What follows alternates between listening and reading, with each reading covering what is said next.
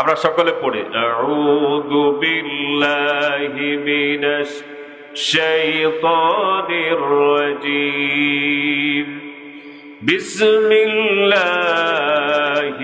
রাহমানির রহিম কুল্লু নাফসিন যায়িকাতুল মাউত সুম্মা ইলাইনা তুরজাউন। সাদাকাল্লাহুল আযীম।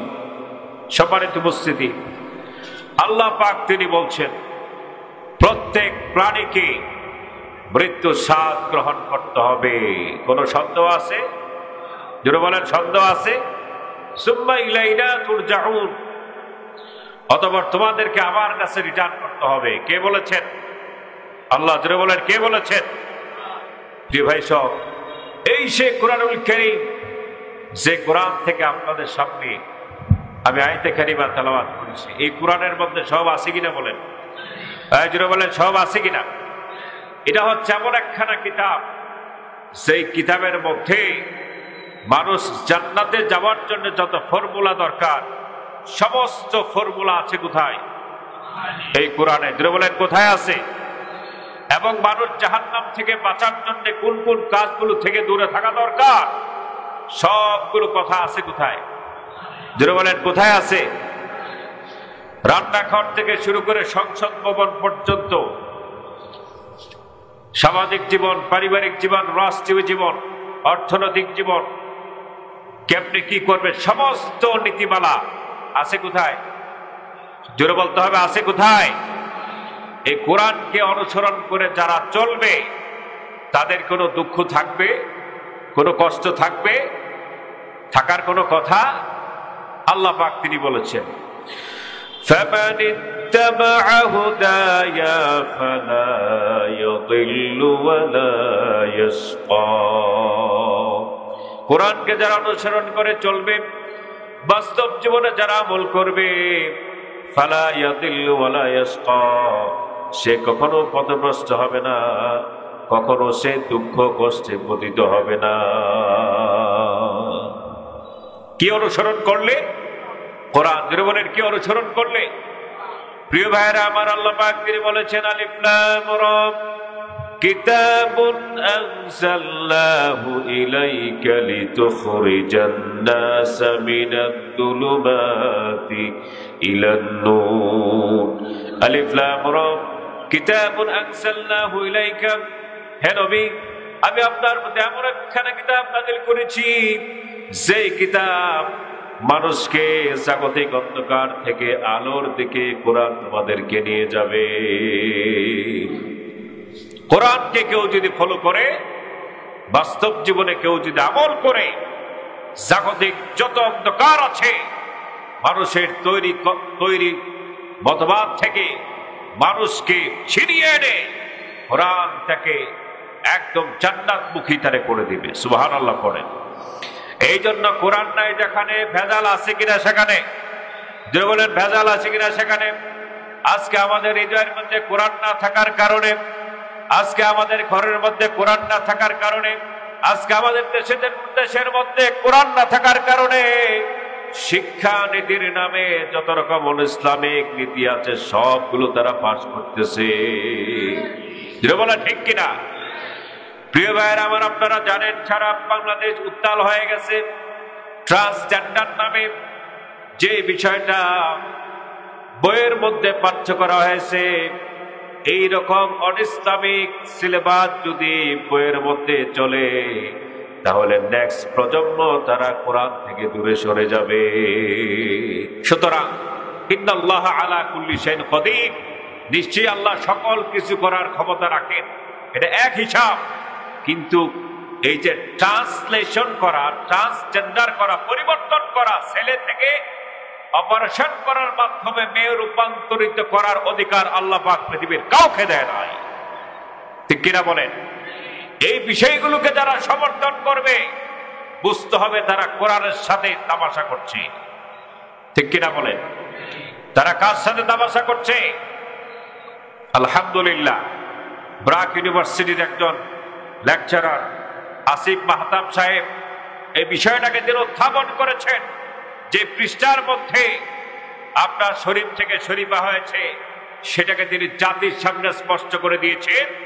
বাংলাদেশের জনগণ সজাগ হয়ে গেছে, আন্দোলন চলছে, মিছিল চলছে, ফেসবুকে লেখালেখি হচ্ছে, ইউটিউবে কথাবার্তা চলছে, আমরা দেখতে পাচ্ছি কমিটি হয়েছে এবং সেটাকে সিলেবাস থেকে ফেসবুকে আমরা দেখতে পেয়েছি তারা বাতিল করতে বাধ্য হয়েছে। বলে আলহামদুলিল্লাহ।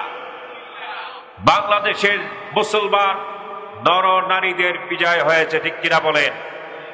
যারা এই সমস্ত কাজগুলো করবে আমরা তাদেরকে সতর্ক করে দিতে চাই, ভবিষ্যতে কেউ যদি কোরআনের বিরুদ্ধে এইরকম কথাবার্তা সিলেবাস শিক্ষানীতির মধ্যে কেউ যদি প্রণয়ন করতে চায়, একবারিয়া থেকে আন্দোলন শুরু হয়ে যাবে, ঠিক কিনা বলেন? প্রিয় ভাইরা আমার, তার কারণ কি? কোরআন না থাকার কারণে। বলেন তার কারণ কি? বলেন তার কারণ কি? কোরআন না থাকার কারণ। কোরআন না থাকলে তো শয়তান ওখানে আসে না নাই? শয়তান আসে না নাই? বাদনামি আসে না নাই? আর কোরআন যেখানে আছে শয়তান সেখানে। প্রিয় ভাই সব, সেই কোরআন থেকে আমরা আপনাদের সামনে কথাবার্তা বলছিলাম, সেটা হচ্ছে সূরা আনকাবুত থেকে আপনার 57 নম্বর আয়াত থেকে আল্লাহ পাক তিনি বলছেন, কুল্লু নাফসিন যায়িকাতুল মাউত, প্রত্যেক প্রাণীকে মৃত্যুর স্বাদ গ্রহণ করতে হবে। সুম্মা ইলাইনা তুরজাউন, অতঃপর তোমাদেরকে আমার কাছে ফিরে আসতে হবে। কে বলেছেন? যে বলেন কে বলেছেন? প্রিয় ভাইয়েরা আমার, মৃত্যুবরণ করতে হবে, মৃত্যু থেকে কেউ বাঁচতে পারবে? আল্লাহ পাক তিনি বলেছেন, কুল ইন্নাল মাউতাল্লাযী তাফিররুনা মিনহু ফাইন্নাহু মুলাকীকুম সুম্মা তুরাদ্দুনা ইলা আলিমিল গায়বি ওয়াস শাহাদাতি ফায়ুনাব্বিউকুম বিমা কুনতুম তা'মালুন। হে নবী, আপনি তাদেরকে জানিয়ে দেন, মৃত্যু থেকে যতই তোমরা পলায়ন করো না কেন, মৃত্যু তোমাদের সাথে সাক্ষাৎ করবে, ঠিক কিনা? এখন জোরে বলেন ঠিক কিনা? অতঃপর তোমাদেরকে এমন এক রবের কাছে নিয়ে যাবেন, যে রব তোমাদের প্রকাশ্য সব কিছুর খবর রাখেন। অতঃপর তিনি তোমাদেরকে দুনিয়ার জিন্দেগিতে তোমরা যা করেছো না কেন সব কিছু তিনি তোমাদেরকে জানাই দিবেন। সুবহানাল্লাহ পড়েন। আল্লাহ পাক তিনি বলেছেন, আইনামা তাকুনু ইউদরিকুমুল মাউত ওয়ালাউ কুনতুম ফি বুরুজিন মুশাইয়াদা, মৃত্যু থেকে যেখানে তোমরা পলায়ন করো না কেন, মৃত্যু তোমাদের সাথে সাক্ষাৎ করবে। এমনকি সুবিচাল সুউচ্চ প্রাসাদের মধ্যে যদি তোমরা অবস্থান করো না কেন, মৃত্যু সেখানে তোমাদেরকে পাকড়াও করবে। কথা ঠিক কিনা? কোন কোন সন্দেহ আছে নাকি? হযরত সুলাইমান নবীর জমানায়, সুলাইমান নবী তিনি মানুষের আকৃতি নিয়ে, সুলাইমান নবীর জমানায়, সুলাইমান নবীর দরবারে মালাকুল মউত মানুষের আকৃতি নিয়ে তিনি ওনার দরবারে আসা যাওয়া করতে তিনি পারতেন। প্রতিদিন তিনি আসা যাওয়া করতেন। একদিন যাওয়ার সময় একজন মুরব্বী বৃদ্ধের দিকে তাকিয়ে তিনি গেলেন। মুরব্বী বৃদ্ধের দিকে যখন তিনি তাকালেন, তখন মুরব্বী ব্যক্তি থরথর করে কাঁপতে শুরু করেছে। মুরব্বী ব্যক্তি সুলাইমান নবীকে বলেন, আল্লাহর নবী সুলাইমান, এই ব্যক্তি প্রতিদিন আপনার কাছে আসে, কখনো তো এইভাবে আমার দিকে তাকায় নাই, কিন্তু আজকে যাওয়ার সময় যেভাবে আমার দিকে তাকিয়েছে আমার তো ভয় লাগছে। তার কারণটা কি? হযরত সুলাইমান আলাইহিস সালাম তিনি বললেন, যেই লোকটা তোমার দিকে তাকিয়েছে সে তো কোনো সাধারণ কোনো মানুষ নয়, সে হচ্ছে মালাকুল মউত। এখন আপনারা বলেন তার ভয় কমছে নাকি বাড়ছে? থরথর করে কাঁপা শুরু করছে আর বলছে, আল্লাহর নবী সুলাইমান, যেইভাবে আমার দিকে তাকিয়েছে আমার বিশ্বাস হয়েছে আমার সময় বেশি নাই। সুতরাং বাতাস যেহেতু আপনার কথা শুনে, তাহলে বাতাসকে আপনি একটু অর্ডার করে দেন, আমার এমন একটা দেশের মধ্যে নিক্ষেপ করে আসুক যেখানে যাতে আমাকে মালাকুল মউত যাতে আমার না পায়।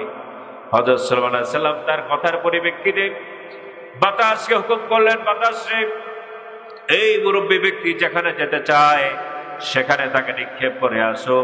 সুলাইমান নবীর কথার পরিপ্রেক্ষিতে বাতাস তাকে হিন্দুস্তানের মধ্যে নিক্ষেপ করছে। করার পরে ওখানে পড়ার সাথে সাথে মালাকুল মউত সেখানে হাজির হয়ে গেছে। তার দেহ থেকে রূহটাকে কবজ করে নিয়ে গেছে। বাঁচতে পারছে নাকি? ধরে বলেন বাঁচতে পারছে। মাইকেল জ্যাকসন নামে একজন পপ সম্রাট ছিল, সারা পৃথিবী তাকে চিনে। তার একটা চিন্তা আসছে, সে 100 থেকে 150 বছর বাঁচবে। এই জন্য তার খাবার দাবার চলাফেরা সবকিছু রুটিন মাফিক হতো। যখন সে খাবার খেত তখন ডাক্তারদের পরামর্শ ক্রমে টেস্ট চুজ করে ডাক্তাররা যখন খাবার খাওয়ার জন্য বলতো তখন সে খাবার খেত। কারণ খাবারের মধ্যে যদি ভেজাল থাকে শরীর খারাপ করবে, তাহলে তো 100 থেকে 150 বছর সে বাঁচতে পারবে না। এইভাবে করে কিছুদিন চলার পরে 50 বছরের যেতে না যেতেই মাইকেল জ্যাকসন দুনিয়া থেকে বিদায় হয়ে গেছে। তাহলে বোঝা গেল মৃত্যু থেকে বাঁচার কোনো রাস্তা আছে নাকি? প্রত্যেক প্রাণীকে মৃত্যুর স্বাদ গ্রহণ করতে, ঠিক কিনা বলেন? প্রিয় ভাইরা আমার, হযরত ঈসা আলাইহিস সালামের জমানায় একটি ঘটনা আছে এরকম। আল্লাহ পাক ঈসা নবীকে বললেন, ঈসা রে, নসিবিক নামক একজন জালেম বাচ্চা আছে, তার কাছে তুমি যাও, সেখানে যেয়ে তাকে তাওহীদের দাওয়াত দাও। আল্লাহ পাকের ওয়ার্ডার পাওয়ার পরে হযরত ঈসা আলাইহিস সালাম তিনি চলে গেলেন নসিবিন বাদশার কাছে। যাওয়ার পরে অনেক কথাবার্তা বললেন। বাদশা তখন বললেন, তুমি যে আল্লাহর নবী তার কি প্রমাণ আছে? হযরত ঈসা নবী তিনি বললেন, আল্লাহ পাক আমাকে যতগুলো মুআজিজা দিয়েছেন তার মধ্যে একটা মুআজিজা হচ্ছে মৃত ব্যক্তিকে চিন্তা করার অধিকার, সেই ক্ষমতা আল্লাহ পাক আমাকে দিয়েছে। বলল, তাই নাকি? বললেন যে হ্যাঁ। বলল, ঠিক আছে চলো। হযরত ঈসা নবীকে সেই নসিবের জালিম বাদশা এমন একটা কবরস্থানের কাছে নিয়ে গেলেন, সেই কবরস্থানটাকে দেখলে মনে হয়েছে অনেক বছর আগে পুরোনো একটা কবর। সেখানে যাওয়ার পরে বাদশা ঈসা নবীকে বললেন, ঈসা নবী রে, যদি তুমি সত্য নবী হয়ে থাকো, এই কবরের মধ্যে যে মৃত ব্যক্তি আছে তাকে জীবিত করে আমাদেরকে দেখাও। হযরত ঈসা নবী তখন তিনি 2 রাকাত নামাজ পড়ে সালাম ফিরিয়ে 2 হাত তুলে আল্লাহর কাছে বলেন, রব্বুল আলামিন, তারা কি চাচ্ছে তুমি তো জানো। আয় আল্লাহ তাআলা, আজকে তোমার হকের প্রমাণ হবে, তুমি তো সব কিছুই জানো। এই কথা বলে দোয়া করে, দোয়া শেষ করার পরে কবরের স্থানের পাশে দাঁড়িয়ে যখন তিনি বললেন, কুম বিইذনিল্লাহ, হে কবরের ভিতরে যে ব্যক্তি আছে আল্লাহর হুকুমে জীবিত হয়ে যাও। এই কথা বলতে দেরি কবরের মধ্যে যে ব্যক্তি আছে একদম কবর ফেটে দাঁড়াই গেছে। সুবহানাল্লাহ পড়েন। দাঁড়িয়ে সকলকে বলতেছে, এই নসিবিনের জালেম বাদশা শোনো, এই ঈসা নবীর যে সাথে করে নিয়ে আসছো তিনি তো আল্লাহর নবী, তার উপর ঈমান আনো। সুবহানাল্লাহ বলবেন না? সকলে সারপ্রাইজ হয়ে গেছে, আরে কি রে? খবর থেকে লাশ দাঁড়িয়ে বলতেছে, আসসালামু আলাইকুম ঈসা রুহুল্লাহ। এই নসিবিনের জালেম বাদশা এলাকার লোকেরা যারা আছে, জানো ঈসা নবী হচ্ছে, এই ঈসা হচ্ছে আল্লাহর নবী, তার উপর ঈমান আনো। সকলে সারপ্রাইজ হয়ে গেছে। হওয়ার পরে আপনার সেখানে ঈসা নবী তখন তাকে প্রশ্ন করলেন, তুমি তো খেপে আসছো, চুলদারি পেকে গেছে, কারণটা কি? তুমি যে জামানায় মারা গেছো সেই জামানার লোকেরা তো যখন মারা গেছে তাদের চুলদারি তো পাকে নাই, তোমার চুলদারি পাকছে কেমনে? আর কত বছর আগে তুমি মারা গেছো? সে বলল যে আল্লাহ নবী ঈসা, আজ থেকে প্রায় 3 থেকে 4,000 বছর আগে আমি ইন্তেকাল করেছি, দুনিয়া থেকে বিদায় হয়েছি। আমার বাবা হচ্ছে হযরত নূহ আলাইহিস সালাম। সুবহানাল্লাহ পড়েন। আমার বাবা হচ্ছে হযরত নূহ আলাইহিস সালাম। ঈসা আলাইহিস সালাম তখন তিনি বললেন, তাহলে তোমার চুলদারি পাকছে কেন? তোমার চুলদারি তো তখন কাঁচা থাকার কথা, তখন যারা মারা যেত তাদের চুলদারি কাঁচা থাকতো। ওই মৃত ব্যক্তি বলল, আল্লাহ নবী ঈসা, আপনি যখন আমাকে ডেকেছেন আমার কাছে মনে হয়েছে কিয়ামত শুরু হয়ে গেছে, আল্লাহর সামনে দাঁড়াতে হবে।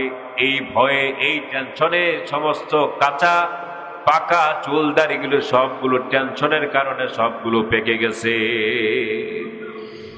প্রিয় ভাইরা আমার, মৃত্যু থেকে কেউ বাঁচতে পারে?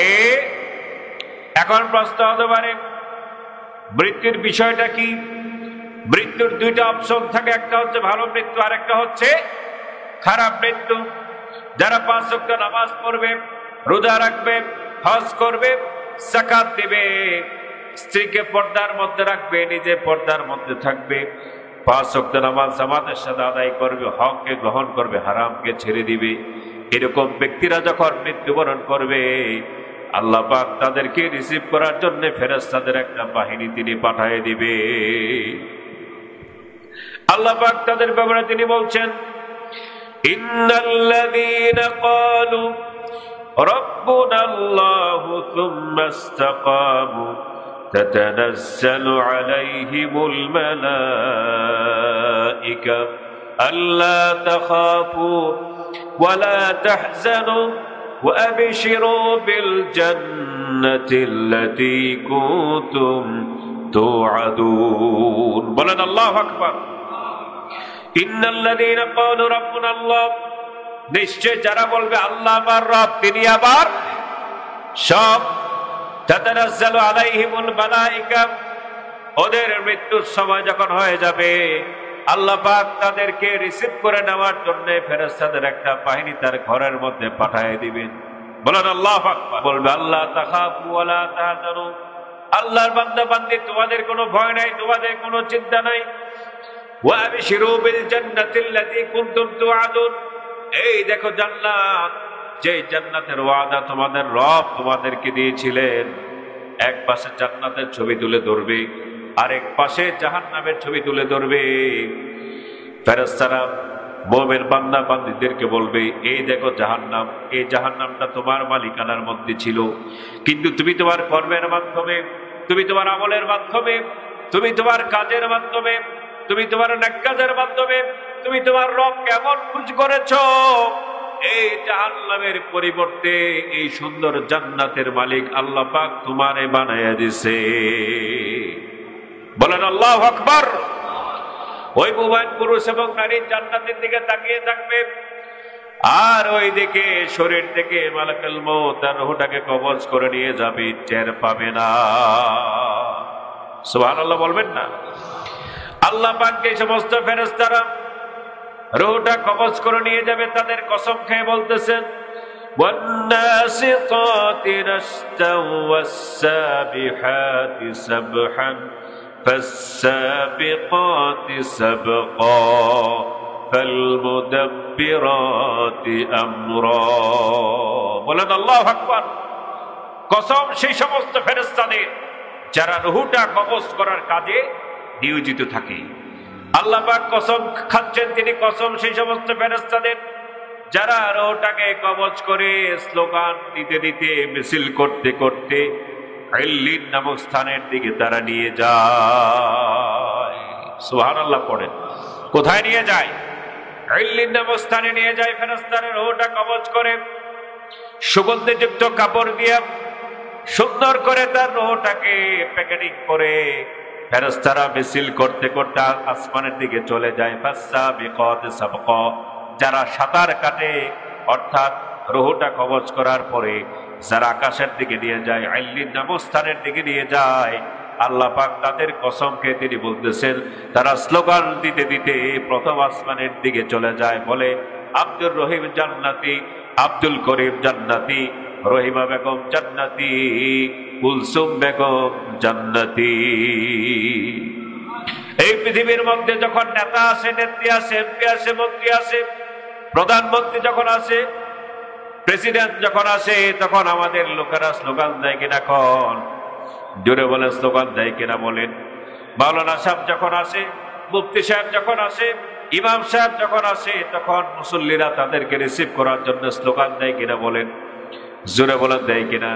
এই পৃথিবীর সাধারণ মানুষের জন্য মানুষ যদি স্লোগান দিয়ে তাদেরকে রিসিভ করতে পারে, যে আল্লাহ পাক পৃথিবীটাকে তৈরি করলেন, যে আল্লাহ পাকের গোলামি যারা করবে, 5 ওয়াক্ত নামাজ যারা করবে, আল্লাহকে খুশি করার চেষ্টা যারা করবে, মৃত্যুর পরে তাদের রূহটাকে স্লোগান দিয়ে আল্লাহ পাক ইল্লিন নামক স্থানে নিয়ে যাওয়ার সামর্থ্য আল্লাহর আছে নাকি নাই?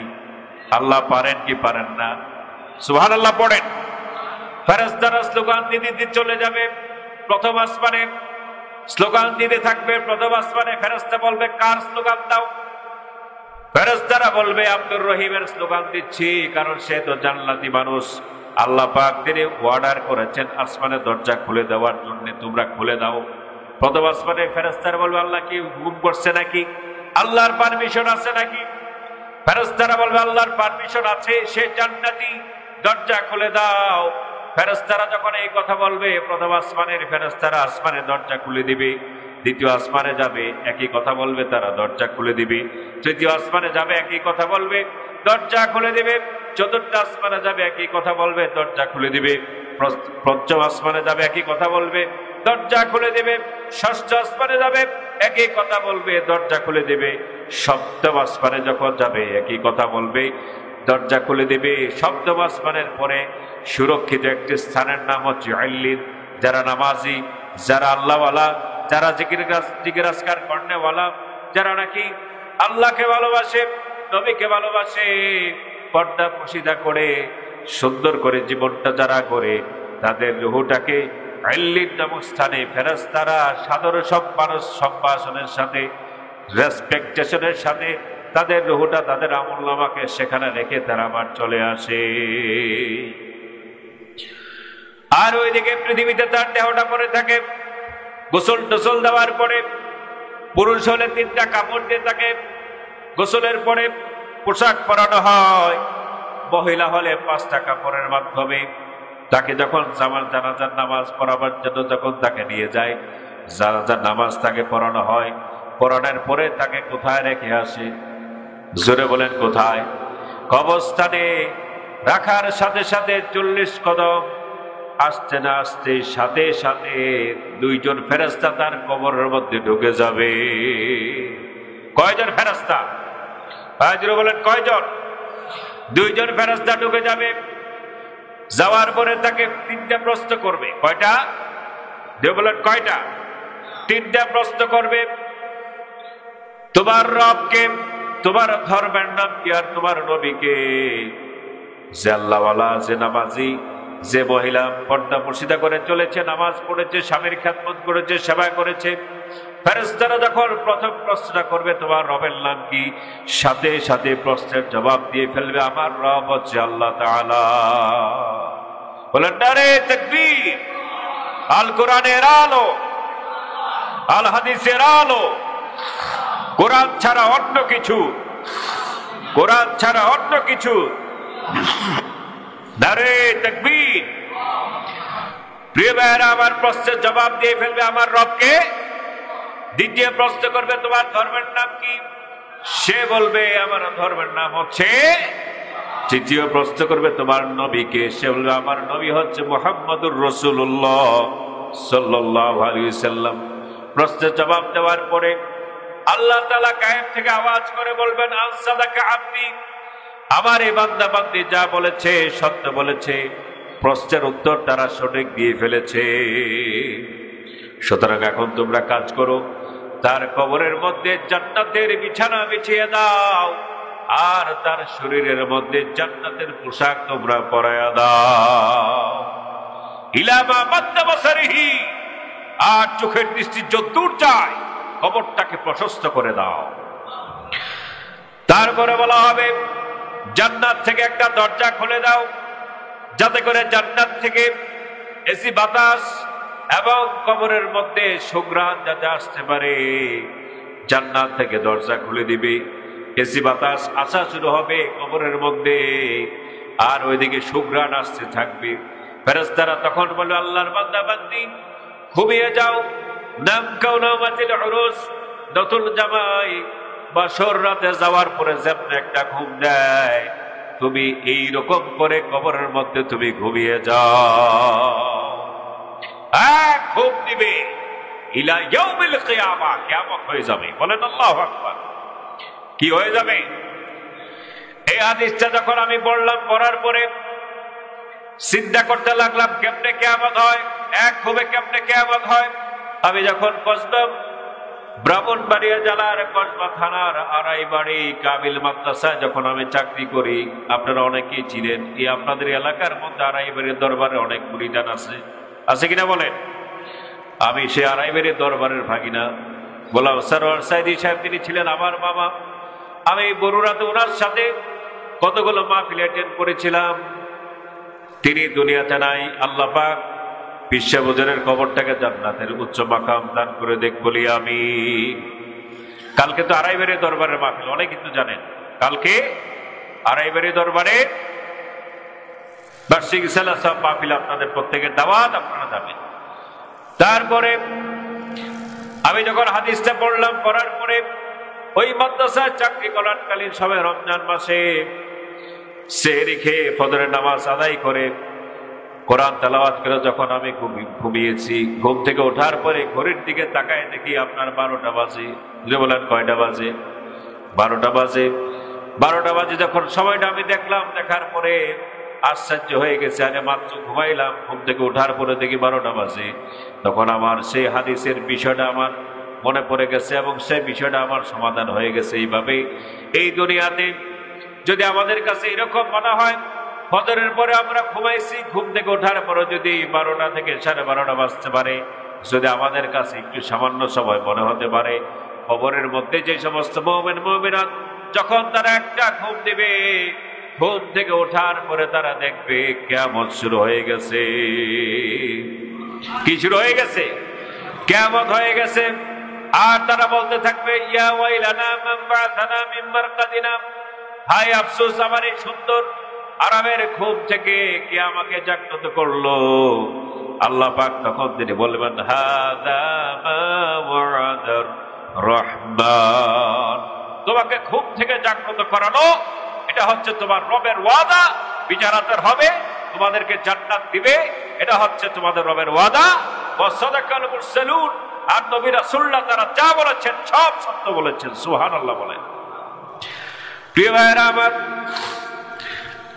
অন্যদিকে যারা বদকার, যারা কাফের, যারা মুনাফিক, যারা বেনামাজি, যারা নামাজ পড়ে নাই, রোজা রাখা নাই, হালালকে গ্রহণ করে নাই, হারাম খেয়েছে, সুদ খেয়েছে, মদ খেয়েছে, মানুষের হককে যারা নষ্ট করেছে, মানুষের অধিকারকে যারা নষ্ট করেছে, মানুষকে যারা হত্যা করেছে, গুম করেছে, মিথ্যা সাক্ষ্য দিয়া ফাঁসির কাস্টে যাদেরকে ঝুলিয়ে দুনিয়া থেকে বিদায় করে দিয়েছে, এই সমস্ত লোক যখন মারা যাবে, আপনারা বলেন তাদের মৃত্যুটা কি সহজ হবে নাকি কঠিন হবে?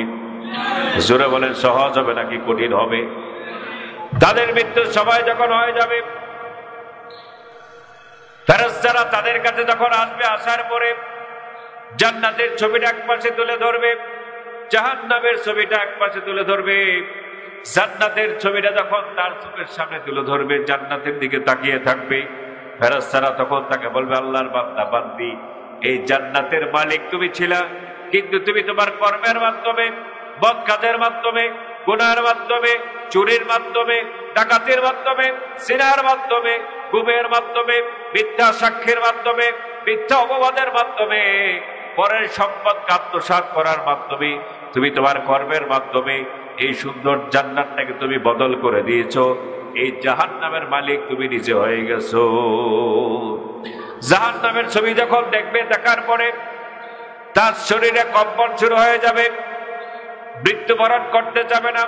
ফেরেশতাদের কাছে তারা কত রকম প্রপোজাল দ্বারা দিবে। ফেরেশতাদেরকে বলবে, আমাদের শরীর থেকে রূহটা কবজ করবে না, আমাদেরকে সময় দাও, দুনিয়াতে পাঠায় দাও, দুনিয়াতে পাঠায় দাও, নামাজ পড়বো, রোজা রাখবো, হজ করবো, যাকাত দিব, মানুষকে কষ্ট দিব না। এরকম কথাবার্তা তারা বলতে থাকবে। আল্লাহ পাক কুরআনুল কারীমের মধ্যে কি কথা তারা ফেরেশতাদের সাথে বলবে, সেই কথাগুলো তারা আল্লাহ পাক তিনি নোট করেছেন। হাত্তা ইযা জাআ আহাদাহুমুল মাউত ক্বালা রাব্বিরজিউন, তারা বলবে তখন যখন তাদের কাছে মালাকুল মউত চলে আসবে, তখন তারা ফেরেশতাদেরকে বলবে, এ মালাকুল মউত, ক্বালা রাব্বিরজিউন, আমাদেরকে দুনিয়াতে পাঠায় দাও, আমাদের রূহটা কবজ করো না, দুনিয়াতে পাঠায় দাও। লাআল্লি আ'মালু সালিহান ফীমা তারাকতু, কাল্লা, পাঠায় দাও দুনিয়াতে, ভালো ভালো কাজ করব, নামাজ পড়ব, রোজা রাখবো, যাকাত দিব, হজ করব, যত ভালো কাজ আছে সব করব, গুনার কাজ সব ছেড়ে দিব।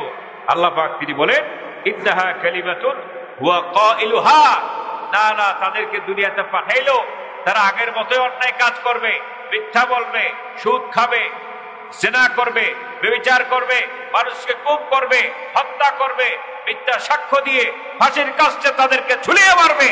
এটা হচ্ছে তাদের একটা মুখের আওড়ার কথাবার্তা। তাদেরকে দুনিয়াতে পাঠাইলো, তারা এই সমস্ত অন্যায় কাজগুলো করবে, এটা হচ্ছে তাদের মুখের কথা। তারা কখনো পরিবর্তন হবে না। কে বলবেন? আল্লাহ তাআলা। জোরে বলেন, কে বলবেন? আল্লাহ পাক তিনি এই সমস্ত কথাগুলো কোরআনের মধ্যে সুন্দর করে বলে দিয়েছেন। মক্কারেরা মালাকুল মউতকে কি সমস্ত প্রপোজাল দেবে আল্লাহ পাক সুন্দর করে বলে দিয়েছেন। এই সমস্ত কাজগুলো তারা ফেরেশতাদেরকে যে সমস্ত প্রপোজাল দিবে, কোনো কাজ দুনিয়াতে তাদেরকে পাঠানোর পরও তারা এই সমস্ত কাজগুলো করবে না। ফেরেশতারা তাদেরকে ধরবে, ভালো করে ধরার পরে তার শরীর থেকে রূহটাকে টেনে টেনে হিচড়ে তার শরীর থেকে বের করে নিবে। আরাম লাগবে? জোরে বলেন, আরাম লাগবে নাকি? আরাম লাগবে না। কানগুলো বাঁকা হয়ে যাবে, চোখগুলো বড় হয়ে যাবে, জিহ্বাগুলো বের হয়ে যাবে, নাক থেকে ফেনা বের হবে, মুখ থেকে ফেনা বের হতে থাকবে, অনেক প্রেসার ক্রিয়েট করবে, কোনো কাজ হবে না। ফেরেশতারা শরীর থেকে রূহটাকে টেনে হিচড়ে টানতে টানতে শরীর থেকে তাদের রূহটাকে বের করে নিয়ে যাবে সিজ্জিদ নামক স্থানে। ধরে বলেন কোথায়? সিজ্জিদ নামক স্থানে নিয়ে যাবে। যাওয়ার সময় স্লোগান দিবে, এবং জাহান্নামী, এবং প্রধানমন্ত্রী জাহান্নামী, এবং রাষ্ট্রপতি জাহান্নামী, এবং এমপি জাহান্নামী, এবং মন্ত্রী জাহান্নামী, এবং মুহাদ্দিস জাহান্নামী, এবং মুফতি জাহান্নামী, এবং ইমাম জাহান্নামী, এবং মুয়াজ্জিজ জাহান্নামী।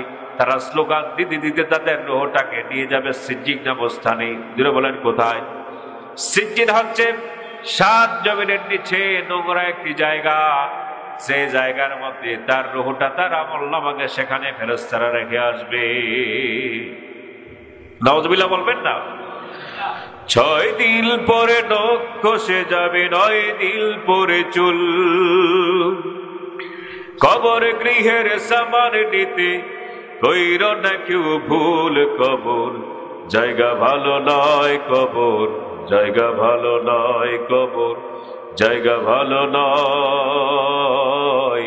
আমল দিয়ে কবর গৃহ সাজিয়ে নিতে হয়। ঠিক কিনা?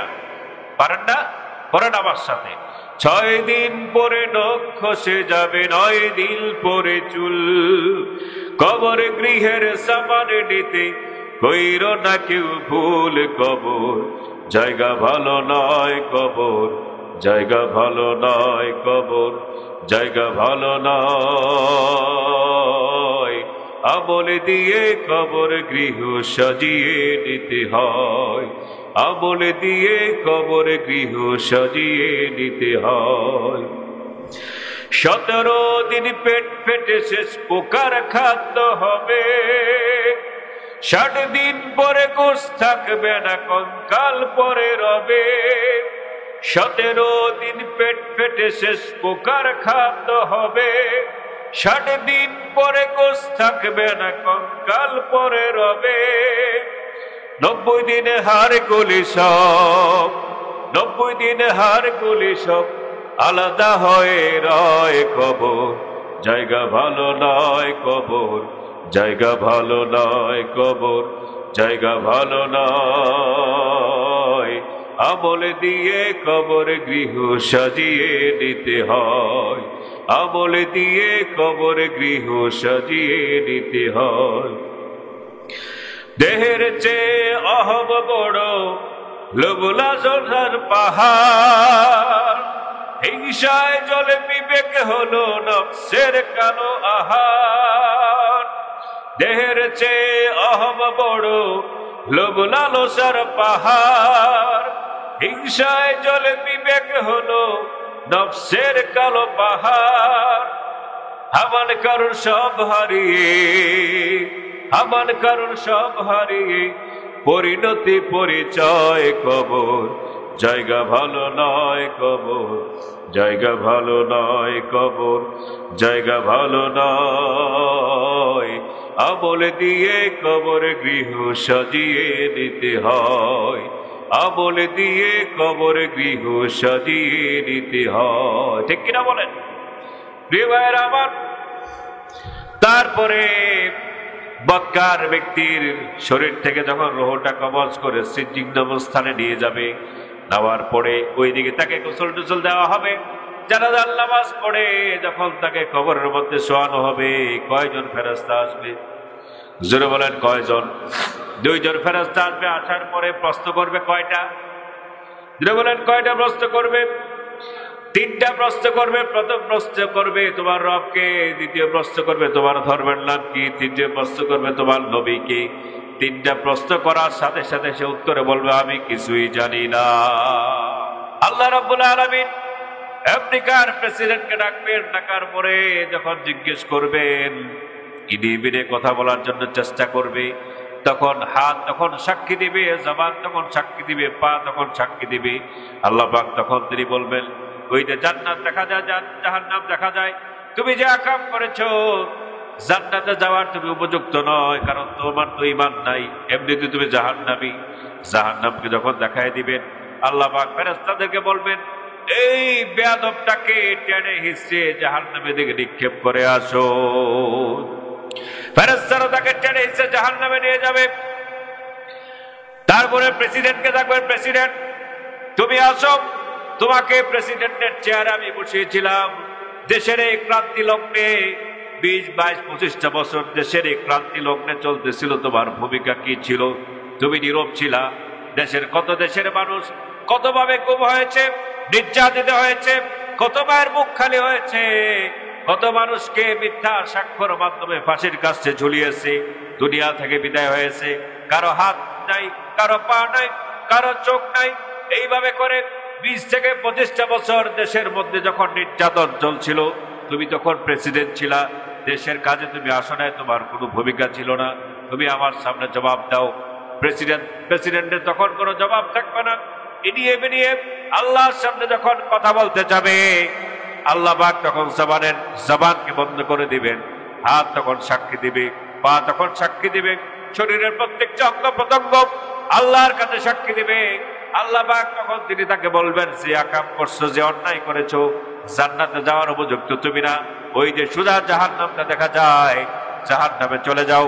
ফেরেশতাদেরকে আল্লাহ পাক তখন তিনি বলবেন, এই বেয়াদবটাকে টেনে হিঁচড়ে জাহান্নামে নিক্ষেপ করে আসো। প্রিয় ভাইরা আমার, এমনি করে এক একজন মন্ত্রী এমপিকে ডাকতে থাকবেন। যারা ক্ষমতায় ছিলেন, চেয়ারের মধ্যে ছিলেন, প্রত্যেকে এক এক করে ডাকবেন আর জিজ্ঞেস করবেন, তোমার হাতে আমি আল্লাহ পাক ক্ষমতা দিয়েছিলাম, তোমার এই ক্ষমতার অপব্যবহার তুমি করছো, নিরপরাধ মানুষদেরকে মেরেছো, শত শত আলেমদেরকে কারাগারের মধ্যে বন্দী রেখেছো, নিরপরাধ আলেমদেরকে অপরাধী বানিয়ে তাদেরকে জেলখানার মধ্যে বন্দী রাখছো, এইভাবে তাদেরকে কষ্ট দিয়েছো, নির্যাতন করেছো, এইভাবে পরিবার থেকে তাদেরকে বিচ্ছিন্ন করেছিলে। এখন তুমি জবাব দাও। তখন তোমার ক্ষমতা ছিল, অনেক পাওয়ার তুমি দেখিয়েছো, এখন আমার সামনে আসছো, আমার সামনে জবাব দাও। কোনো জবাব আছে নাকি বলেন? জোরে বলেন, কোনো জবাব আছে নাকি? কোনো জবাব থাকবে না। ইনিয়ে বিনিয়ে আল্লাহর সামনে অনেক কিছু তারা বলতে চাবে। আল্লাহ পাক তিনি জবানকে বন্ধ করে দিবেন। হাত তখন সাক্ষী দিবে, পা তখন সাক্ষী দিবে, শরীরের অঙ্গ প্রত্যঙ্গ গুলো সাক্ষী দিবে। আল্লাহ পাক ফেরেশতাদেরকে তখন বলবেন, এই কীটটাকে জাহান্নামের মধ্যে নিক্ষেপ করে আসো। এইভাবে করে প্রত্যেককে টানবেন। টানতে টানতে আল্লাহর সামনে যখন ডাকবেন, ডাকার পরে রাইট স্টেটমেন্ট যখন তিনি নেবেন, তখন তারা সঠিক কোনো জবাব দিতে পারবে না। আল্লাহ পাক তাদেরকে জাহান্নামে পাঠিয়ে দিবেন। জোরে বলেন কোথায় যাবে? জোরে বলেন কোথায় যাবে? জাহান্নামে। তখন ফেরেশতারা তাদেরকে টেনে হিচড়িয়ে তাদেরকে জাহান্নামে নিক্ষেপ করে আসবে। আল্লাহ পাক তাদেরকে মাফ করার ইচ্ছা পোষণ করবেন, তাদেরকে ডাকবেন, পর্দার আড়ালে নিয়ে যাবেন, জিজ্ঞেস করবে অন্যায় কাজগুলো তুমি করছিলা নাকি? মোমেন বান্দা বান্দি আল্লাহ পাক তখন জিজ্ঞেস করবে, কান্না শুরু করে দিবে, ভয়ে কাঁপতে থাকবে। আল্লাহ পাক তখন তিনি বলবেন, যে গুনার কাজ তুমি করছিলা আমি তো পৃথিবীর মধ্যে ফ্লাশ করি নাই, এই জন্য আমার ইচ্ছা হয়েছে যে কিয়ামতের ময়দানে তোমার এই দুষ্টাকে আমি গোপন করে আমি তোমাকে মাফ করে জান্নাত দিয়ে দিব। আল্লাহ পাক মাফ করে দিবেন, জান্নাত দিয়ে দিবেন। একটা শ্রেণী যাবে জান্নাতে, 2টা পার্ট হয়ে যাবে। একটা পার্ট যাবে জান্নাতে, আর একটা পার্ট যাবে কোথায়? বলেন কোথায় যাবে? যারা জাহান্নামে যাবে, কঠিন শাস্তি তাদেরকে গ্রাস করবে। জাহান্নামের যত আপ্যায়ন আছে সকল আপ্যায়ন থাকবে কোথায়? জাহান্নামে। জোরে বলেন কোথায় থাকবে? চলতে থাকবে অনবরত অনন্তকাল জাহান্নামের মধ্যে চলতে থাকবে। আর ওইদিকে যারা জান্নাতি হবে তাদের জন্য আল্লাহ পাক তিনি মেহমানদারির ব্যবস্থা রাখবে। সুবহানাল্লাহ পড়েন। কিসের ব্যবস্থা রাখবেন? মেহমানদারি। জান্নাতীরা যখন জান্নাতে যাবে তারা যা চাবে তাই আল্লাহ পাক তিনি তাদেরকে দান করবেন। সুবহানাল্লাহ পড়েন। যা চাবে তাই দিবেন। কোথায়? জান্নাতে। জোরে বলেন কোথায় দিবেন? আর অন্যদিকে যারা জাহান্নামে যাবে ওখানে কি আরাম না বেরাম? আরাম না কষ্ট? কষ্টের কোনো সীমা আছে? জোরে বলেন সীমা আছে নাকি? রাসূল সাল্লাল্লাহু তিনি বলেন, ও আমার সাহাবীরা, আতাদরুনা মাল মুফলিস, তোমরা কি জানো মুফলিস কে? অসহায় কে? সাহাবীরা বলে, ইয়া রাসূলুল্লাহ আমরা তো জানি না কে অসহায়। রাসূল সাল্লাল্লাহু তিনি বললেন, অসহায় কে তোমরা জানো না? কিছু সংখ্যক সাহাবীরা বলে, ইয়া রাসূলুল্লাহ আমরা তো অসহায় বুঝি সেই ব্যক্তি যার জায়গা নাই, টাকা নাই, পয়সা নাই, ঘর নাই, বাড়ি নাই, সে তো অসহায়। রাসূল সাল্লাল্লাহু তিনি বললেন যে না, যার ঘর নাই, টাকা নাই, পয়সা নাই সে কি না? অসহায় না। অসহায় হচ্ছে সেই ব্যক্তি যে কিয়ামতের ময়দানে আল্লাহ সামনে আসবে, নামাজ দিয়ে আসবে, রোজা নিয়ে আসবে, হজ দিয়ে আসবে, যাকাত দিয়ে আসবে, সব কিছু নিয়ে আসবে। সেই ব্যক্তি নিশ্চিত জান্নাতে চলে যাবে। ঠিক সেই মুহূর্তে কয়েকজন বাদী এসে বলবে, আল্লাহ তার বিরুদ্ধে আপনার কাছে আমার অভিযোগ আছে। বলেন আল্লাহু আকবার। আল্লাহ তখন বলবেন কি অভিযোগ? প্রথম ব্যক্তি বলবে, আল্লাহ এক নম্বর অভিযোগ হচ্ছে সে আমাকে, আমি নিরপরাধ ছিলাম, আমার কোনো অপরাধ ছিল না, সেই ব্যক্তি তখন ক্ষমতায় ছিল, সে পাওয়ার খাটিয়ে আমাকে গ্রেফতার করে আমাকে অপরাধী বানিয়ে মিথ্যা সাক্ষীর মাধ্যমে ফাঁসির কাজটা আমাকে ঝুলিয়ে দুনিয়া থেকে আমাকে বিদায় করে দিয়েছে। তার ব্যাপার আমার এক নম্বর অভিযোগ। আল্লাহ পাক তখন তিনি বলবেন, কথা কি সত্য? বলবে হ্যাঁ আল্লাহ কথা তো সত্য। আল্লাহ পাক তখন তিনি বলবেন, ঠিক আছে, তোমার আমলনামা থেকে ভালো নেক কাজগুলো তার ঘাড়ের মধ্যে দিয়ে দাও, আর তার গুনাহগুলো তার ঘাড়ের মধ্যে দিয়ে দাও। এইভাবে ম্যাক্সিমাম কিছু বাদী তার বিরুদ্ধে যখন অভিযোগ নিয়ে আসবে, তার নেকগুলো শেষ হয়ে যাবে, আর তাদের গুনাহগুলো তার উপরে যখন ট্রান্সফার হয়ে আসবে, ওরা জান্নাতে চলে যাবে। আর নিশ্চিত যে জান্নাতে যাওয়ার কথা, সে চলে যাবে কোথায়? জাহান্নামে। বলেন কোথায় যাবে? রাসূল সাল্লাল্লাহু তিনি বললেন, কিয়ামতের ময়দানে, হাসরের মাঠে এই অবস্থার সম্মুখীন যে হবে সে হচ্ছে সব থেকে বড় অসহায়। আল্লাহ পাক আমাদেরকে হেফাজত করুক। বলি আমিন। আরো জোরে বলি আমিন। প্রিয় ভাই সব, কবরের পরবর্তী জীবনটাকে সুন্দর করার জন্য যে ভালো কাজগুলো করা দরকার, সে কাজগুলো আমাদের করা দরকার আছে নাকি নাই? জোরে বলেন আছে নাকি নাই?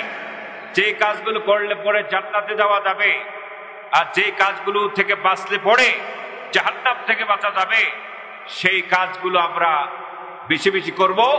যে কাজগুলো করলে জান্নাতে যাওয়া যাবে, আর যে কাজগুলো থেকে বাঁচলে জাহান্নাম থেকে বিরত থাকা যাবে, সেই কাজগুলো আমরা বেশি বেশি করা দরকার আছে নাকি নাই? যেটা বলেন আছে নাকি নাই? আছে না? তাহলে এক নম্বর কাজ কি? সালাত, নামাজগুলো আদায় করা। রাজি আছেন সবাই? আল্লাহ তাআলা কবুল করুক। বলি আমিন। 2 নম্বর, নিজে পর্দায় থাকবেন, পরিবারকে পর্দার ভিতরে রাখবেন।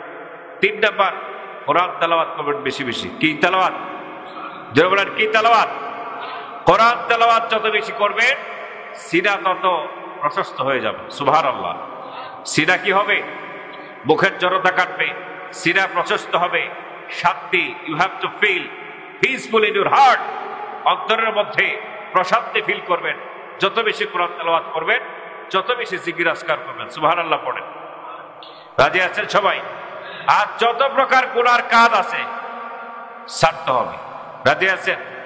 বলে ইনশাআল্লাহ। বলে ইনশাআল্লাহ। গুনার কাজ করা যাবে? এই গুনাহ আমাদেরকে নেবে কোথায়? জাহান্নামে। বলেন কোথায় নেবে? যে শয়তানের ঠোকার মধ্যে আমরা পড়ে আছি, এইভাবে যদি আমরা থাকি অনবরত, তাহলে আমাদেরকে এই শয়তান কোথায় নিয়ে যাবে? সে সাকসেস হয়ে যাবে। আমরা শয়তানকে সাকসেস হতে দিব না। বলে ইনশাআল্লাহ। বলে ইনশাআল্লাহ। শয়তানের তৈরি করা মতবাদ, মানব রচিত যত মতবাদ আছে, ইজম আছে, সমস্ত ইজমকে আমরা গ্রহণ করব না। বলে ইনশাআল্লাহ আমরা গ্রহণ করব কি? আল কোরআন। জোরে বলেন আমাদের সংবিধানের নাম কি? আরো জোরে বলেন আমাদের সংবিধানের নাম কি? কোরআন আছে যেখানে, কোরআন নাই যেখানে। আল্লাহ পাক কবুল করুক, বলি আমিন। আরো জোরে বলি আমিন। সে আশাবাদ, সেই স্লোগানকে সামনে রেখে আমি আমার আজকের এই সংক্ষিপ্ত আলোচনা শেষ করি।